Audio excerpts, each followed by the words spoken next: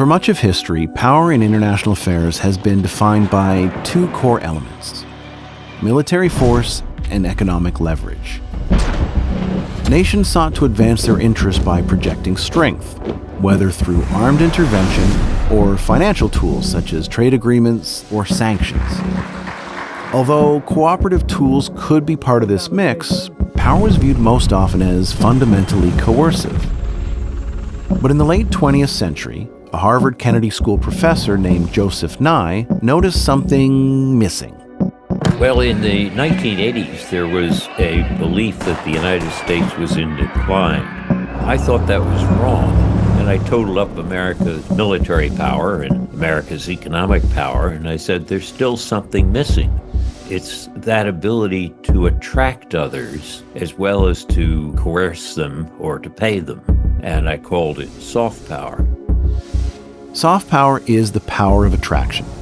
It's the magnetic pull of a country's story, the appeal of its way of life, the credibility of its leadership.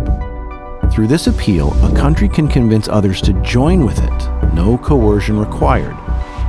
Soft power helped shape one of the defining conflicts of the 20th century, the Cold War. While the US and Soviet Union never went head-to-head on the battlefield, they competed fiercely for influence, and often attraction mattered more than arsenals. Take the Marshall Plan.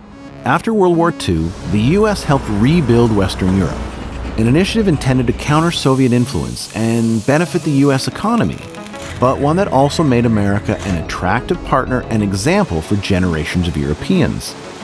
When the Cold War ended and the Berlin Wall went down, it didn't go down under a barrage of artillery. It went down under hammers and bulldozers wielded by people in Eastern Europe whose minds had been affected by what they heard from Western Europe and the United States. Music, culture, news broadcasts, and democratic ideals had long been seeping through. Soft power, not hard power, undermined the Soviet hold on the other side of the Iron Curtain. But soft power is often misunderstood. First, it's not just anything that isn't military. Trade sanctions, for example, are economic, but coercive. That's still hard power. Second, soft power isn't always benign. It can be used for good or for harm. Extremist groups have used distorted narratives to attract followers. Influence doesn't always come from virtue. Third, soft power isn't uniquely American. Other countries and non-state groups, too, seek to boost their influence through attraction. Unlike tanks or trade, soft power can't be weighed or measured easily.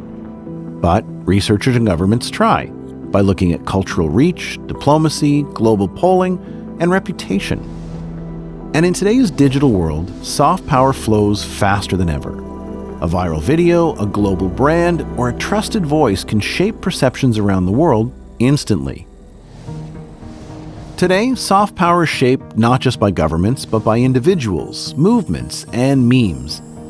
Everyone with a smartphone has the power to publish. But credibility matters.